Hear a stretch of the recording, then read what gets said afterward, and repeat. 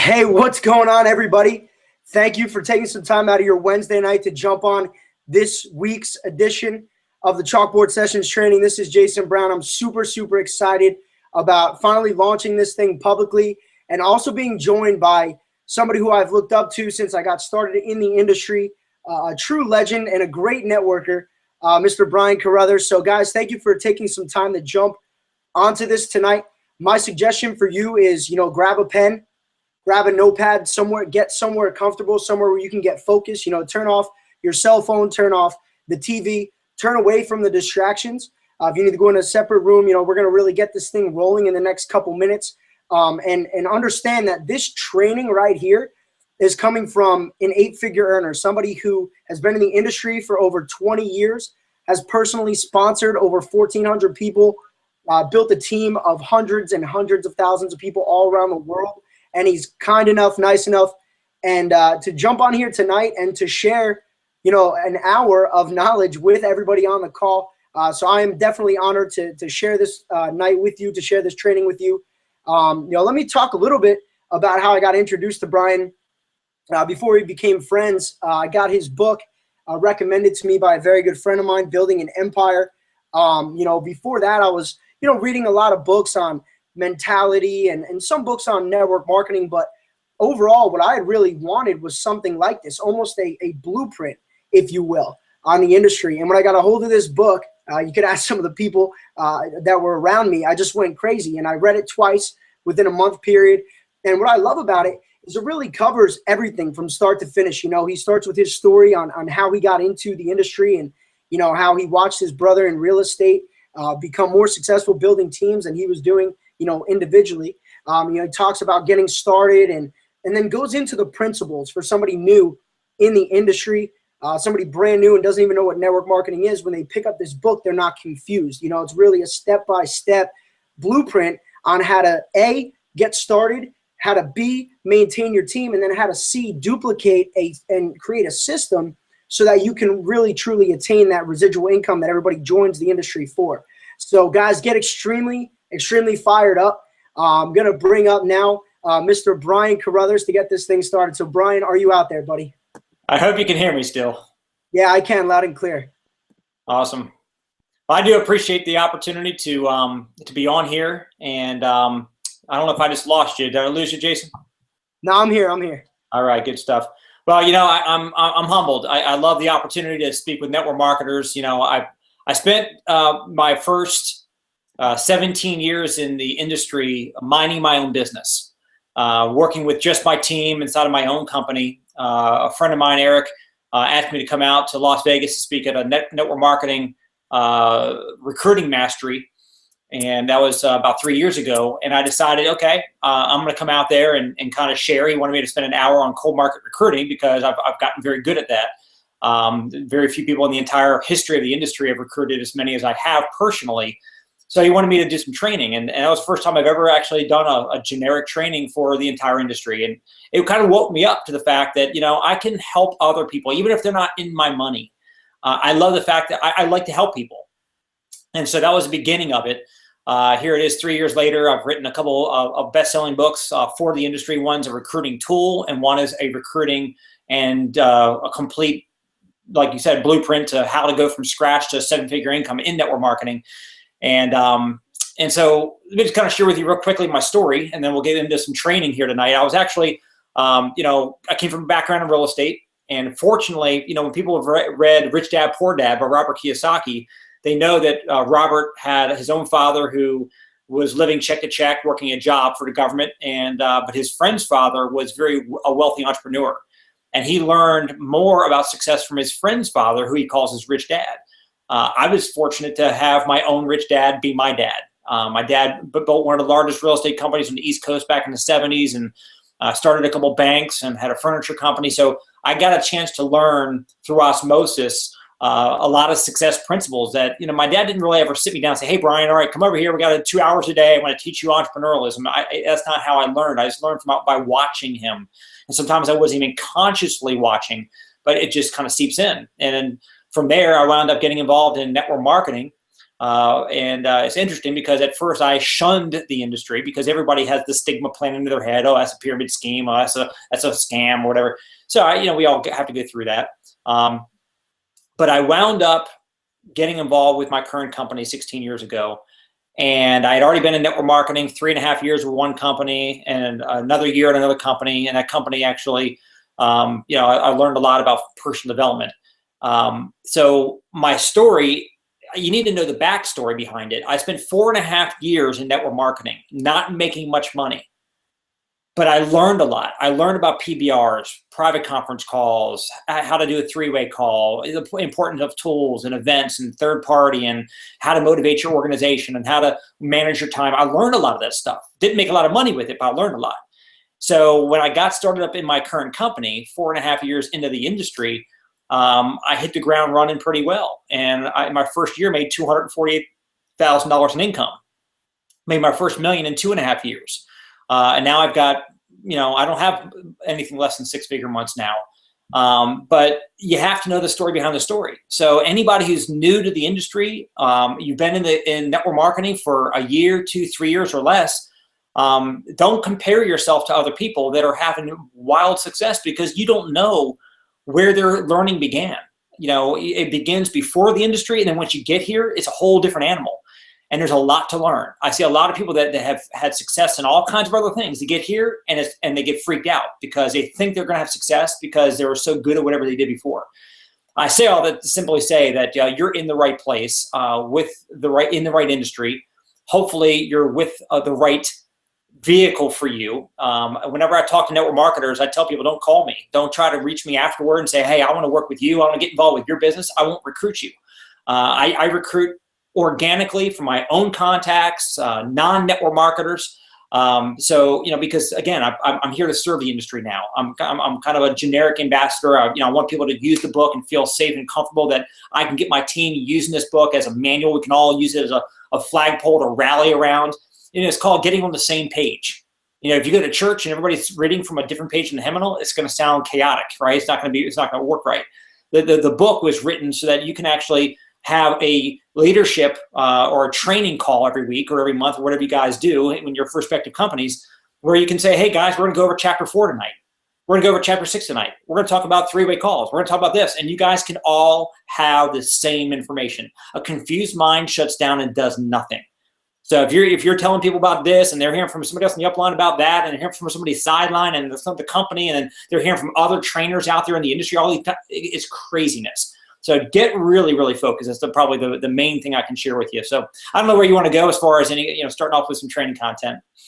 Awesome. Well, Brian, it's an honor to kind of hear a little bit of your background, a little bit more than I actually even knew. And for the people on the call, I think it's just good to understand, just like he said, in this industry, you don't have to compare your success to anybody else because it's honestly completely irrelevant. But what you need to do is find people that you parallel with, people that you respect, people with a really good story, and learn from them. I always say you've got to at first be a sponge and then absorb enough water to feed a bunch of other sponges. So, Brian, I commend you and appreciate you creating this blueprint for us. And now let's get into some really good training stuff. Guys, we're going to do this a little bit different. We're just going to go into just some questions. And, I'm just going to ask Brian some good questions, and he's going to give some answers. But in those answers, you're going to find some real golden nuggets from his, real networking experiences and the way that he handles certain situations. So I'm really excited for this. My first question. Before you get started real quick, I'm looking at some little things going on the side here. I don't do a lot of Google Hangouts or whatever this is right here, but I see some of these comments, and Justin says that Brian Carruthers is a beast. And I want to kind of speak to that for a second because I feel like I am a beast. I feel like I'm very focused and excited. What is a beast? A beast is somebody who's just focused and excited, in my opinion. And so the question is that why are you, anybody that's watching this hangout right now, why are you not a beast? I mean, are you fired up about your own opportunity? And it's easy to talk, but are you walking that walk too? I mean, my philosophy from day one, nobody's going to outwork me. Nobody's going to out-recruit me. Nobody's going to outbuild me. I'm going to be the first one in the meeting. I'm going to be the last one to leave. I'm going to be doing more presentations, more trainings, more hand-holding. I'm going to do the whole deal, and nobody's going to outwork me. Is it what you call a beast? Yeah, that's beast mode right there. Well, the key is that there's nothing special about me. I had the same opportunity. Everybody in my company, all the same company, the same product, the same comp plan, the same tools, the same events, same everything. So why did I shoot up to $248,000 my first year, and some people didn't even make $2,400 for that year? Because, again, I'm a beast. Well, be a beast about your business. Don't let any of the naysayers knock you off course. Don't let 5 rejections, 10 rejections, 500 rejections in a row steal your thunder. And I do a part of my training is, I take 10 people in the front row of my event. I say, hey, look, just tell me no. Hey, you interested in making some extra money with my business? No. We want to make some extra money in my business? No. You want to make some extra money in my business? No. You want to make some extra money in my business? No. You want to make some extra money in my business? No. And I go down the lane, and after I get to 5 or 6 or 7, I'm like, you wouldn't want to make any money in business, would you? You have no. You go from high to lower. The 10th person was ready to sign up. But you said, hey, look, if I can show you how you can make a bunch of money in our business, would you be interested in checking it out? No? Okay. Hey, would you be interested in making some extra money? No. You wouldn't have any interest in the business, would you? I mean, your mindset, recruiting is between your own ears. So the name of the game is work on you, your belief. Recruiting is a trend. You don't need to ask a question yet. I'm already getting into it. But recruiting is a belief. If you believe in your opportunity, then you're going to sell others on that belief. But the biggest sale you're ever going to make is the sale of you getting sold on it yourself. If you have 1% doubt, you're out. Because prospects are like dogs. They've got a sixth sense. They can sense that you don't believe. They can sense that you're just trying to use a twisted mind effect to get yourself to get excited about something you're not truly excited about. If you don't like your product, you can't sell it. You can't recruit other people to sell it. If you don't like your company, the management, if you don't like your upline or whatever, you're going to have problems. If you're not in love with what you're doing, how are you going to get other people to fall in love with it? Because they need to fall in love with it in order for them to be successful in this business. So work on your belief every single day. Work on your belief. Work on your knowledge. Of course, you want to get the knowledge. Don't an hour in the field is worth 20 hours in a classroom. You don't have to know everything about your comp plan. By the time I figured out how our comp plan worked in my current company, it was 3 months in. Now I had already made over $42,000 before I knew how I was even getting paid. I didn't need to know how I was going to get paid. I just need to know that if I turned in business, I was going to get paid. I didn't need to know how it was calculated. Okay, I've learned that along the way. But again, belief, urgency. Urgency is a huge thing. Some of you guys, look, most network marketers, I've met tens of thousands, okay? Most network marketers have no urgency. Their business will grow as it grows. Their teams can do what they're going to do. I'm gonna find prospects as I come across them. Not me. I was out there finding people to talk to every chance I could. If I was at a restaurant, I'm talking to the server. I'm talking to the manager. I'm talking to somebody when I'm parking my car. If I'm at home and I got nobody to call, I get a batch of leads, and I'll call 20, 30, 40, 50 leads in a day. I mean, when I first came on board, I didn't start off cold market. I started off a warm market. The only reason why I ever do cold market recruiting is to get into their warm market. So it's all coming back to warm market, using cold to bring them back in. But here's the thing. When I first came on board, my sponsor, in all 3 companies I was with, they always said, make a list. So I had my list. I made 200 phone calls my first 3 days in my business. And I wasn't, they always said, say less to more people. So it wasn't about me getting into this, hey, let me tell you about this company and the service and what we sell and how much money you make and residual income. You know what I said? Oh my God, I just came back from his presentation. You need to come see what I just saw. They're like, see what? Check out what? I don't know. All I know is you got to come see what I just saw. So if you're taking notes, write that down. All I know is I dumbed it down. I wanted to make it seem like I really didn't even have a clue, although I knew that they would be as excited about what I just saw as I was. The more you know, the more you're going to be tempted to go out there and tell people. And the more you know, they're going to actually be, your prospects are going to feel like they need to sound smart, so they need to ask you smart questions. Then you're going to feel like you got to be the smart one and give them the answers to the questions. And now you're doing a pre-briefing before you even got them to see a presentation or briefing. So just always remember, be brief, baby, be brief. You're going to be hitting and running like Muhammad Ali. Just invite, and get them to third-party presentations and have urgency. So you got to have belief and you got to have urgency. I've been more urgent about my business than anybody else in the history of my company. That's why I broke all the company records, and nobody's going to catch up with me. Because you know what? I've been doing this 16 years. I still go out there and work harder than anybody else. People say, well, Brian, I don't really believe you. I don't believe you made $14 million in this business. You know why? Because why would you be working so hard still? What gives? I'm like, well, guess what? I would retire if I was tired of it. People retire from jobs because they're tired of going to their jobs. I love what I do. So for me, if I wake up in the morning and the company said, Brian, you can't do the business anymore. We want you to go sit on a beach. We want you to be a story of success. Go sit on the beach, do nothing. We'll just go tell that story. I'll say, hey, go pick the next person behind me, the next earner behind me. Let them go do that, because I will feel incongruent. I will feel like I'm a lazy bum, and I'm not leading by example, and I'm not impacting lives, and I'm not having fun with all my friends I made here if I was not out there in the trenches doing what I do. So never get out of the trenches. Look, I'm sorry. Ask me a question. Go ahead, Brian. Hey, when you go on a run, I'm not going to stop you, bro. You don't stop the moving thing. You don't stop the moving vehicle. But all good stuff. And being a beast is a mentality, which I'm glad you nailed that on the head and addressed that. So my first question for you, Brian, is in cold marketing, what was your most successful third-party tool? You talked about the third-party tool. When cold marketing, what was the most successful thing you would point that person towards to leverage a third-party tool? We had, back in the day, videotapes and audio tapes. Okay, so when I got started in my company right now in 1998, it was videos and audios. And then it became, CDs and DVDs. So back in the day, if I was out talking to a prospect out and about, I wouldn't give them a videotape because they would have to take it home and watch it. I would give them an audio cassette. I want them to pop it in their car when they're leaving me and go listen to it while they're going where they're going. Nowadays, the same thing. We have a dual disc in our company, a video on the one side and a CD audio on the other side. So they can pop it in their car or listen to a 15-minute presentation in their car ride. And if they're excited enough about it, they can take the DVD side and pop it into their DVD player or their computer when they get home and watch the video. So that dual disc has been a major, major boon for us. I'll give you an example about the power of third-party tools. When we actually, one of the top guy on my team, Darnell Self, when he and I went into a studio and we recorded a 40-minute full-blown video presentation about our whole company, product, opportunity, everything. And we called it the PBR DVD. I learned about PBR, private business reception, which is basically an in-home presentation. So we had that DVD.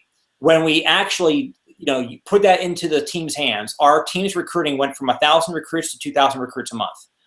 And then a few months later, the company Video Plus that provides the tools for us. I talked to Stuart Johnson, the owner over there, said, look, let's figure out how we can really ramp up the tools. And we decided on doing an auto ship. And this was before he was really doing auto ships. So we did an auto ship of 100 of the DVDs a month for $100. And I got my team getting on auto ship. Now, not everybody did it, but the core builders did. In literally 60 days, we went from 2,000 recruits to 4,000 recruits a month. Why? Because we were automating or systematizing the exposures that was going to happen in the marketplace. So if I'm going to go out and give out 2 tools a day, okay, that let's say that's 25 days out of the month, that's 50. So we wanted to ramp up and say, hey, we're going to double that. We're going to do 4 tools. Let's go out and get 4 of these tools out each and every day, well, for 25 days out of the month. That's 100 exposures a month. Now, if I did that and I got 10 people on my team to do that, I'm getting out 100. They're getting out 100 times 10, 1,000. We're getting 1,100 exposures out in the marketplace for our business. Third-party exposures, not us running our mouth. Hey, let me tell you about our company. It's third-party. A dud can recruit a stud. A 20-year-old can recruit a 50-year-old CEO by having that same powerful professional presentation on that disc. But forget 10. I wanted to have 100 people doing 100 a month. I wanted to have 1,000 doing 100 a month. Can you imagine if you had 1,000 people on your team doing 100 tools in the marketplace a month? That's 100,000 exposures for your business. AOL became the #1 ISP in the country, not because they had high-paid, fancy, trained salespeople knocking on doors and convincing you to buy and set up an AOL email account. They never did that. Never once did I ever have somebody knock on my door. They sent out CDs in the mailboxes. Now, Jason, you might be a little young for this, but hey, I remember AOL. Well, but they used to have CDs. They used to mail out, and they would come like every week or every month. I have another one coming in, and I never popped it in. I didn't need an AOL account, so I used it for coasters. I put my drink on them. I never used the CDs, but it didn't matter what Brian did. They had enough tools pumping into the marketplace nonstop. They became the #1 ISP and made billionaires out of some people there. So the name of the game is whoever gets the most tools in the marketplace will make the most money. here's what I found recently, and you know, everything all comes back to the things I do because I do everything for a reason. So the first book I wrote back in 2012, making my first 10 million. I don't know if you've seen that one yet, but it's a little booklet. I got one somewhere. Anyway, it's a little booklet, and I wrote it because I was talking to a prospect one day, and he was a lead I had just met on the phone, and he was telling me about how he had no time with his wife, and their marriage was falling apart. His 2 kids never saw him. He was broke, and he hated his job. The whole call was about how crappy his life was. And so I'm like, hey, look, let me tell you about our business and so forth. So I gave him a quick little snapshot, like 30-second kind of a thumbnail sketch. I'm like, let's get you to check out some information. He goes, well, I already, you know, kind of get what you guys are doing, and you know, I'm just gonna have to pass. I'm like, are you serious? So I get on the email, I start typing out an email to him because I really wanted to leave. I felt bad for the guy. I usually just move on to the next person, but I wanted to send him an email just to plant a seed that maybe one day he'll come back.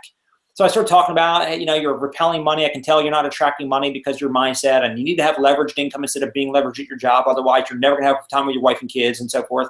And I talked about, he mentioned the whole pyramid scheme. It sounds like one of those things, which is probably one of the reasons why I passed. I explained why, you know, my brother in real estate had leverage, and I was just selling houses. And I explained how I got over the pyramid objection in my own mind. So that's what the book, you know, that email I sent out to him. I printed that out. I was on a company trip to over to London and Paris.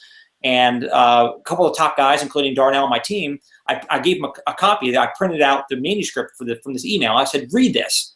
And he came back to my seat in the plane, because I never fly first class, by the way. It's a whole nother training about how not to be an idiot network marketer making money and blowing it. You know, flying first class is ridiculous. But anyway, so he comes back to my seat back there and coach, and he says, man, that's awesome. I mean, if prospects read that first, they'd want to join our business without even knowing what our business is. I said, exactly. I'm going to go publish this when I get home.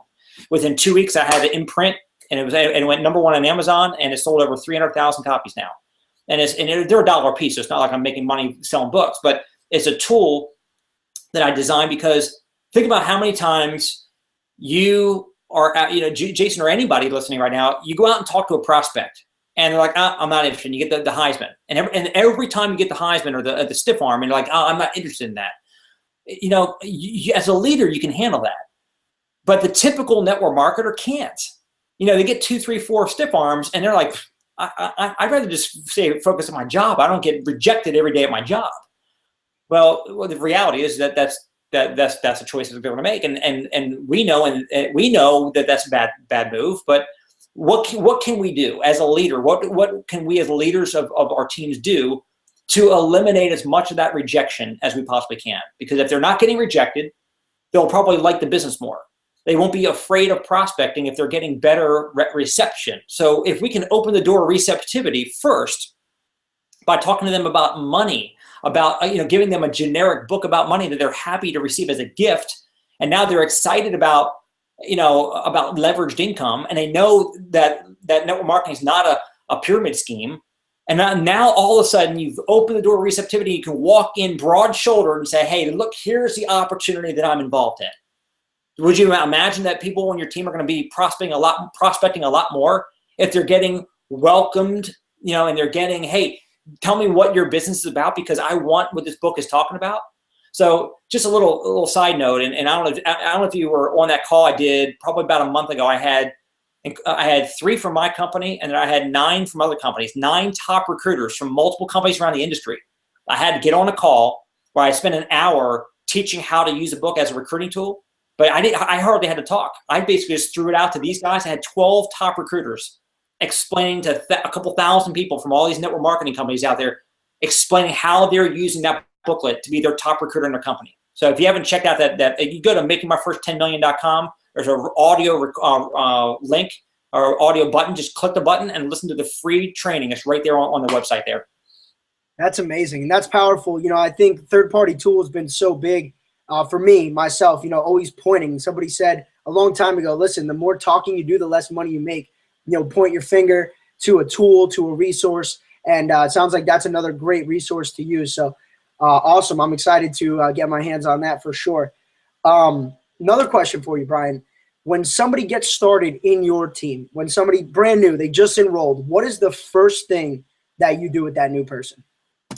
Well, a rule of thumb before that is when somebody fills out their agreement to get started up in the business, they've done nothing more than signed a written permission slip for you to keep recruiting them. Most people look at getting a recruit as the end game. Oh man, I got one. Well, first of all, there's a chapter in the Building an Empire about fishing versus hunting. Fishermen do well in this business. I don't know if anybody on the show here is a Christian. It doesn't matter, but it's just a reference to Jesus. They called him the fisher of men. He went out and collected people.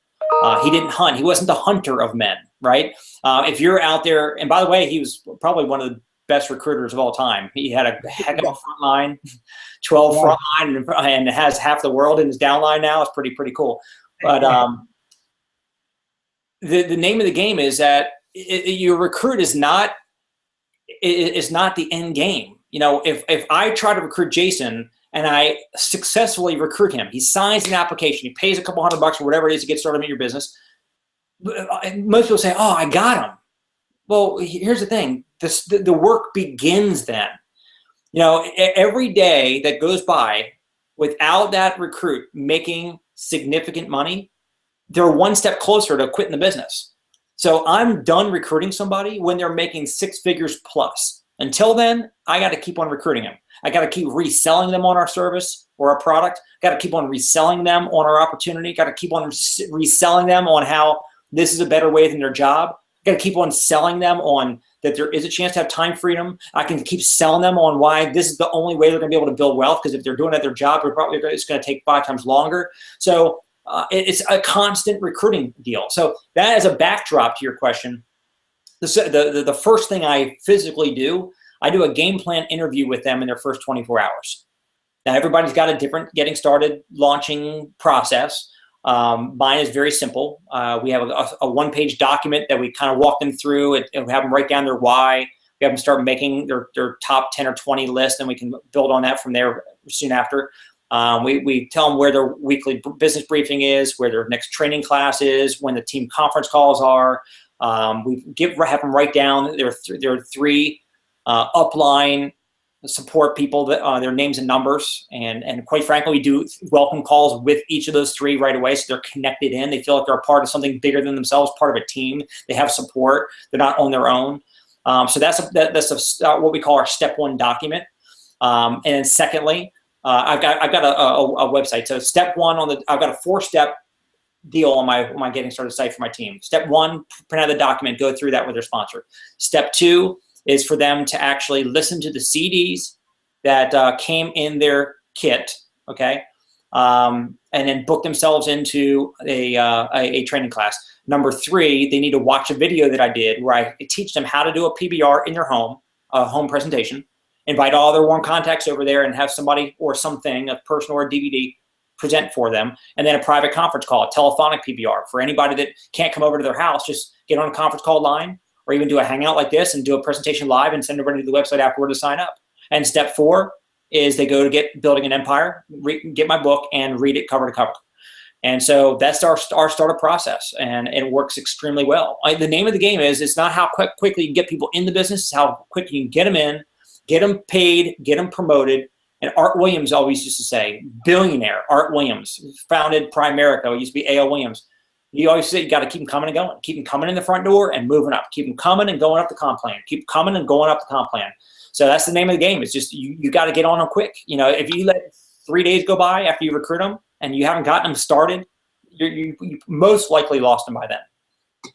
Awesome. Well, that's some notes taken on this end, and I think that's huge. Thank you for that. Next question for you, Brian, is, I know one big thing that you do and something that's been extremely successful for you in your career is tap rooting.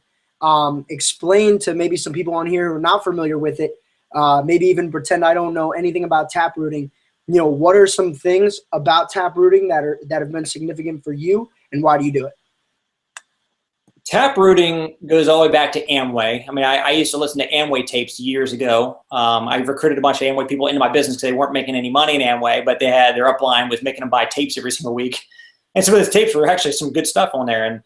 And I learned a lot about tap rooting, where if I recruit, Bill, my friend, and Bill actually represents a list of 100 people, that he knows that I don't. So I'm going to work his contact list. And from that, let's say I get 5 people recruited for and with Bill under him. Well, those 5 people each represent a list of 100 people as well. So, you know, Art Williams always used to teach, you know, would you rather go out and talk to a complete stranger, or would you rather have your recruit introduce you to his best friend? So taprooting is basically a tree taproots down to go down to seek water.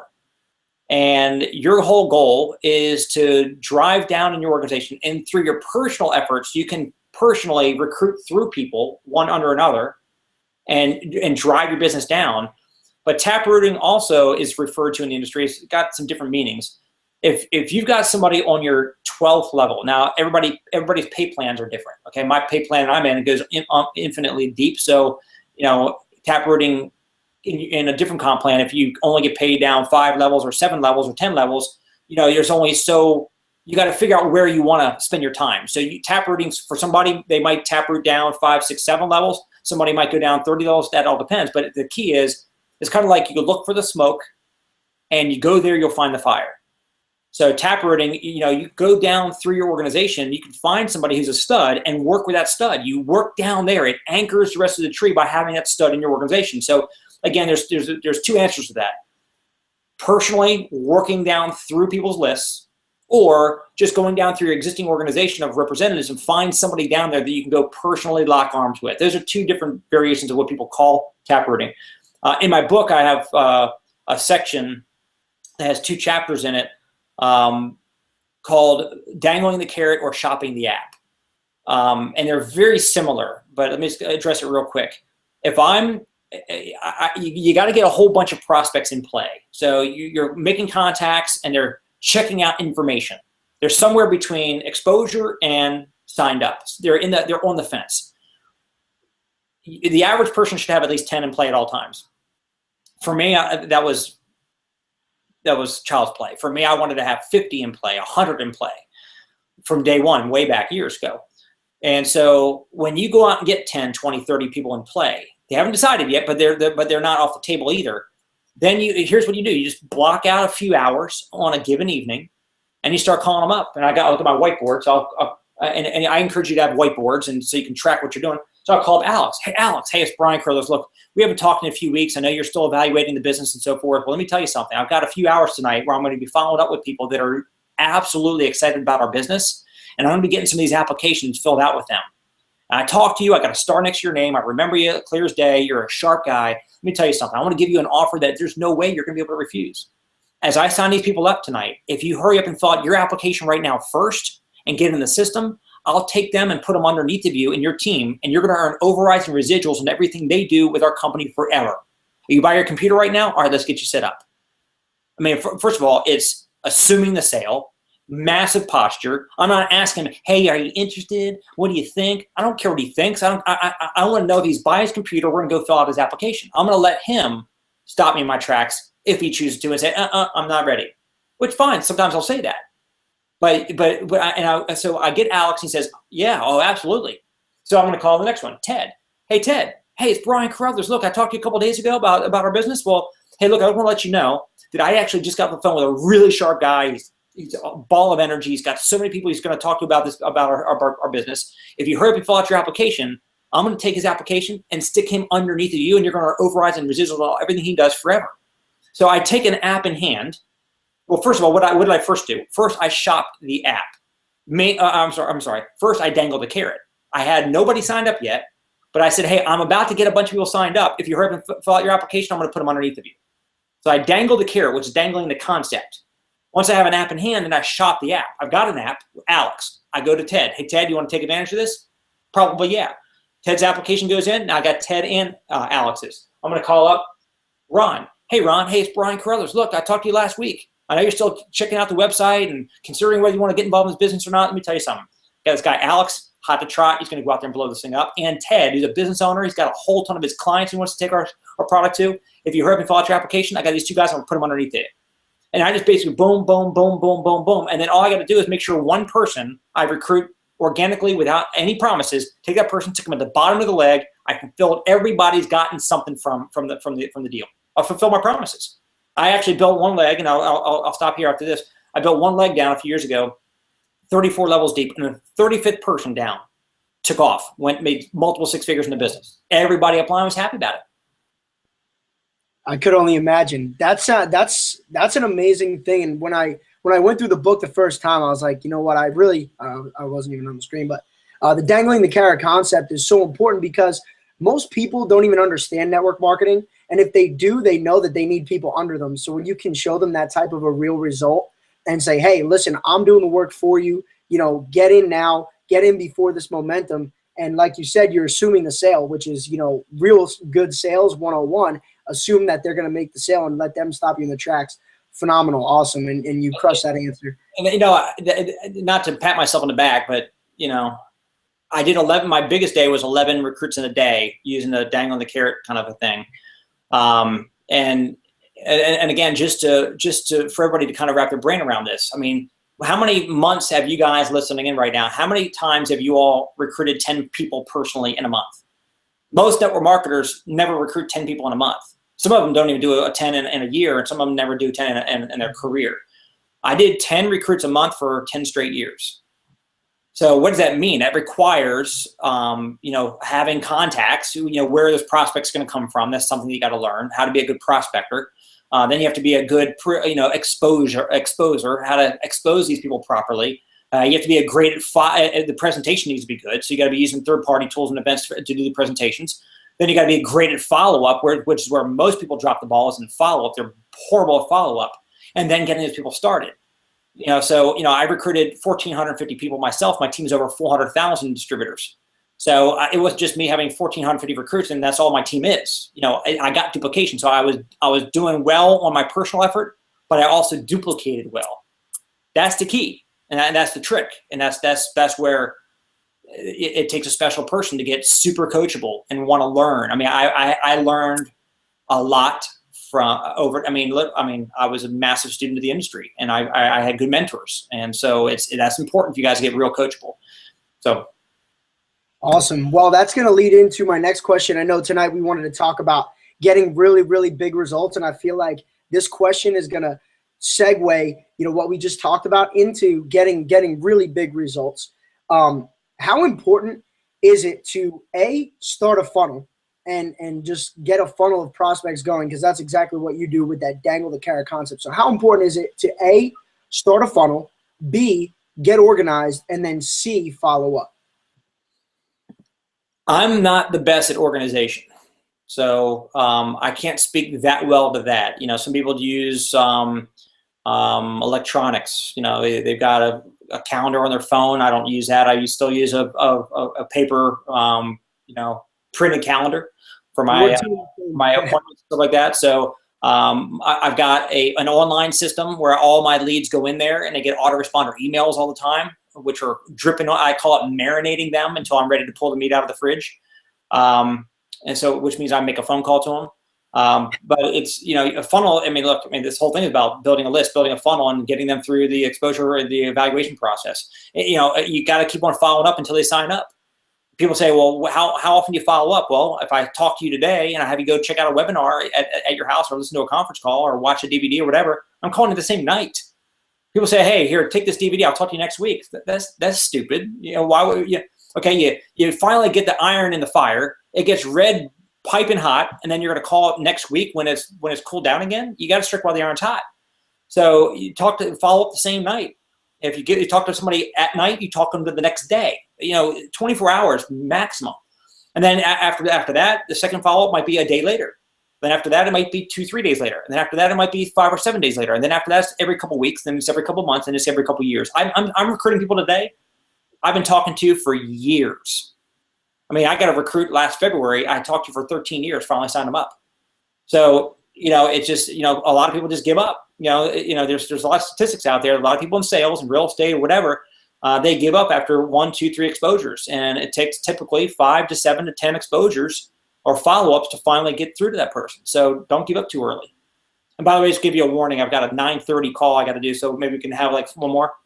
Yeah, great. Absolutely. I was going to say we're kind of running a little bit close to 9:30 as well. It looks like everybody's getting a ton of nuggets out of this too. So let's talk about the importance of staying focused. Let's go away from a question here and just talk about really, obviously, you've been in this industry for over 20 years. You've been extremely successful. You've been with a company for a very, very long time. How important is it to, stay focused, really plant your flag mentally, physically, emotionally, keep a balance and just go? That's where a lot of people trip up on that. It is tough. I mean, part of our job as a leader is to keep people distracted from their distractions. They've got life, church, kids, family, working out at the gym, TV shows, sports, their favorite football, every Sunday. So all that stuff is going to pull them away from their business. A lot of those things. I was fortunate. I had a billionaire, Paul J. Meyer. It's known as the grandfather to the whole personal development industry. That was a mentor of mine. And I learned a lot about having a balanced life from him. But I talked to him one day specifically about balance. And I said, I feel like I kind of need to be unbalanced for a time so that later on I can have unbelievable balance in my life. And he agreed because that's what he did. When he was in his 20s, he died when he was 80 some years old, and that was 6 years ago. So this was back in the 1940s is when he was 22 years old. He owned at 19 he was the youngest millionaire, $1 million roundtable member in the insurance industry. Age 21, the highest paid insurance agent in Florida. Age 23, he had the largest insurance agency in Florida. And at age 23, he earned $600,000 that year in 2008 dollars. Okay, this is before this is many years after that. Earnings translated into the dollar value. He basically at age 23 earned $8 million. He went on to become a billionaire, but he talked about how he was able to give away $450 million to charity while he was still alive. When he died, he owned 340 properties in the Caymans.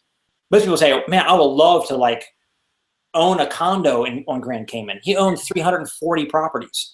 The things that he did, the time he spent with his family, I mean, unbelievable. I'm giving myself goosebumps just actually talking about it right now, literally. And he became a good friend of mine. So to know that it's worth it, nobody needs to tell me it's going to be easy. I just need to know it's going to be possible. Tell me that if I work hard, I'm ambitiously lazy. I'm going to work my butt off for a handful of years so I can sit around later if I want and do nothing later on. So I would just encourage you guys to get focused, get urgent, stay consistent. It's not 7 apples on Sunday keeps the doctor away. It's an apple a day keeps the doctor away. You can't go to the gym. I know you probably work out. You look like you're in good shape. You can't go to the gym and work out for 12 hours straight and be done for the week. You got to go for like an hour a day, right? So there's no shortcuts. Tiger Woods, back when he was ripping it, he didn't go to the golf course and hit 12 hours worth of balls and say, okay, I'm done. I'll come back next Saturday. It's consistently daily. You got to stay consistent with your business. Part-timers on your team, they only have 20 or 30 minutes a day they can devote. If you're a serious part-timer, they might be doing 2 hours a day. If you're a full-timer, most full-timers don't even work their business 2 hours a day. Most full-timers are not even getting 2 presentations done to prospects a day. And they wonder why it is they're not making $1 million a year, because they're lazy and they're not really doing the business. They don't have jobs anymore. They say, I'm full-time. No, you're not full-time. You just don't have a job anymore. So these are some things that people just need to, and it's getting around mentors that know and are willing to say the right stuff. I mean, there's a lot of people out there, they just want to be your friend and they just want you to like them. And there's nothing wrong with that. People like to feel good. When people come to my trainings, my goal is to piss everybody off. If you walked out and you didn't feel like if you didn't feel like it stung when I said something, if you didn't feel like I punched you in the gut a couple times, then you didn't get value. When I go to a training, I want to have growing pains. I want to hear something that I say to myself, man, I didn't agree with that, but maybe I just learned something that's going to be able to take me to a new level. So, I know you're coming down to the locker room boot camp I'm doing in May, and that's what that's going to be about. It's a locker room like at the halftime of a football game. I mean, close the doors, the fans, the families, nobody knows what's going on, nobody can hear it, and you're in there as a coach with the athletes, and you can rip and roar and go do what you got to do. That's what it's going to be. It's going to be a closed door deal. I'm not going to be caring about what really feelings and all that kind of stuff. I'm going to lay in, here's exactly what I did. Here's exactly what you need to do. If you want to go to 6 figures a year, you want to go to 6 figures a month, I'm taking my business to $1 million a month. And if you, whatever you want to do, I'm going to lay it out. But if we're going to drill down, we're going to spend 20, 30 minutes per topic on things that you just got to master. And if you don't come to an event like that and master it, it's going to take you 5, 6 years just to go out there and learn the surface level of all this stuff. And then it's going to take you another 10 years, like I had to go out there and really put it into practice and really become a master of it. So if I can tell you, you can take one afternoon, one Sunday afternoon, and cut literally 5 to 10 years off your learning curve, would you be willing to do that? Most people will say no. Most people say, you know, Maryland's far away. I'd have to spend $300 to get an airline ticket, and you know, you're saying it's going to go till 8 o'clock at night. I might have to get a hotel room and spend another $150, or you know, I'll learn from my sponsor. You know, she's really cool. You know, she's making $500 a month, and we'll get there. I don't know about that. Well, Brian, I sincerely appreciate you, man. And you know, long before we, you know, connected and became friends and all this stuff, you know, your book truly impacted me as a networker. It really took me from feeling like a professional to like back to amateur status, then back to feeling like I really had a really good handle on what to do. And it's led to a lot of my success, a lot of my confidence moving forward in the industry. So you being on here is a very humbling experience for me as well. Guys, you know, Brian is coming to Maryland. So for people in the Northeast, there's an event at the end of next month. My advice, it's very limited seats. I think we were talking earlier. He was telling me that there's only like 80 seats left. There's only 300 seats. It's a very intimate, in-depth training. My advice is if you're anywhere near the Northeast and you don't have a bucket full of excuses, you really want to become successful in the industry, join me at that event. Brian, on behalf of myself and Justin Paletti, I know he's on here too.